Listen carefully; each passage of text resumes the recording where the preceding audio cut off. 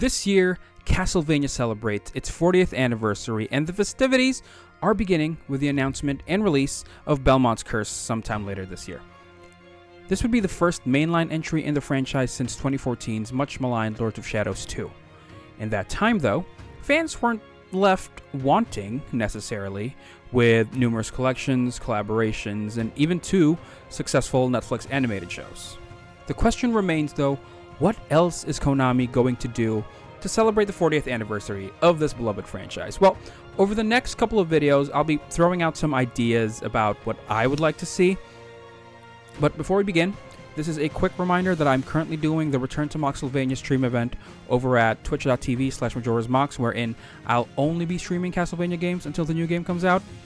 On the day before release, I'll be doing a lottery for one lucky viewer to win a free copy of Castlevania Belmont's Curse.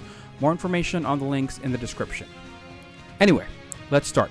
What do I want to see? Well, we start with more collections. Yes, I know. After 4 collections, it was high time we got a new mainline game, and since that is already happening, I am now hoping that Konami can at least pay attention to making the remaining titles accessible on modern hardware. The main collections that people are aware of are the Anniversary Collection, the Advanced Collection, and the Dominus Collection. But Mox, you said 4. Yes, I did say 4. For those of you who aren't on PlayStation, or simply maybe not aware, there is a 4th collection that exists that actually predates the Anniversary Collection, called Castlevania Requiem, released in 2018.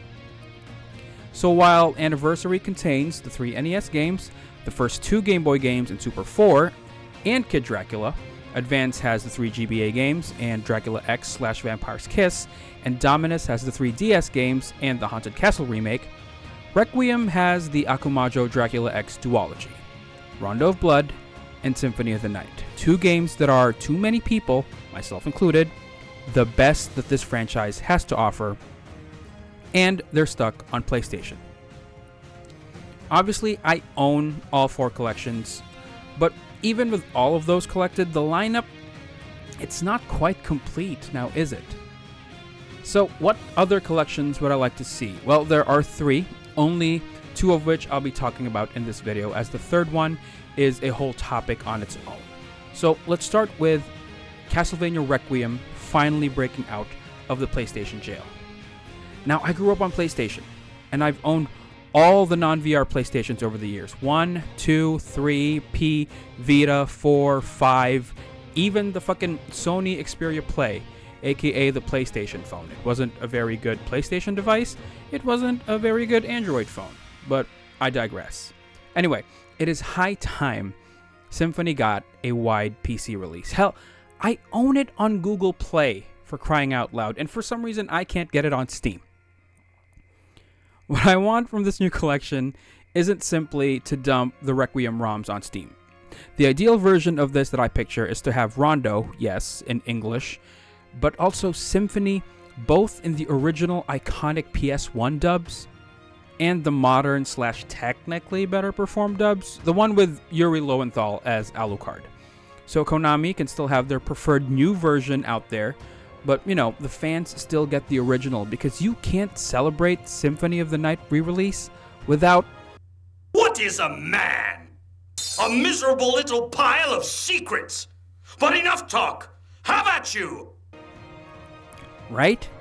And you know what? Since we're asking, add in the cut content from the Saturn version too. Why not? But beyond Rondo of Blood, beyond Symphony of the Night, what I picture in this new collection would be the 2 Chronicles games. Castlevania Chronicles and Castlevania the Dracula X Chronicles, both of which are remakes. Chronicles being a remake of Castlevania 1 with my hot take preference of Ginger Simon with Ayami Kojima's artwork. And of course, Dracula X Chronicles itself being a 2.5D remake of Rondo of Blood. You can call the collection Castlevania Requiem Chronicles, whatever. They all go together in some form or another. You have the Akumajo Dracula X duology, Rondo and Symphony, and then 2 games that share the word Chronicles in their title, not to mention DXC itself being a Rondo remake, and Symphony and Chronicles being the 2 games on the PS1. So, it can all tie together. Put them all together in a neat little $20, $30 package, add in some quality of life improvements like rewinds and save states for people who need it, and just give it to the world. Konami, we want to pay for these games. Give us a way to do so and we'll gladly fork over our cash. To quote Gabe Newell, piracy is almost always a service problem, not a pricing problem. I'm just saying, if you can access these games to play them easily, we will always choose the path of least resistance.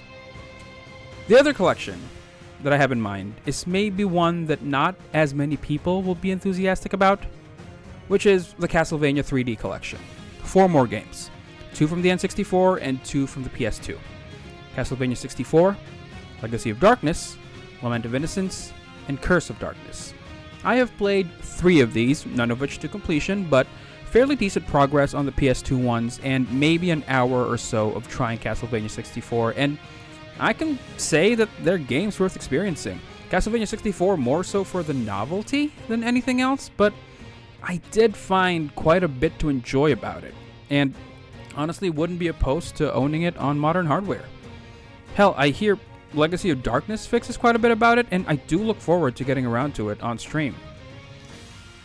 Now, there isn't really much to say about this collection, other than the fact that the N64 ones are no longer part of the canon timeline, meanwhile the PS2 ones very much are.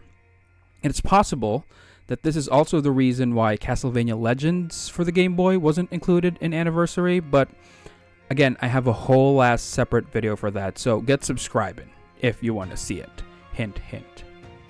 Now, does the canon status of the N64 games mean that it shouldn't be included? No. Of course not. Absolutely not. If we're chronicling this franchise through collections, we should chronicle everything. Every single one of the many highs, every single one of the few lows, canon or not. Hell, Circle of the Moon was an advanced collection, and that's not canon either. Because this is a franchise that is defined by its growth, by its innovations, by its iterations. Not just within itself, but with the gaming industry as a whole. And there's no better way to celebrate it, all 40 years of it, than by making sure we can experience every single thing, every single one of these games, as easily as possible. This has been MajorasMox. I will see you all next time.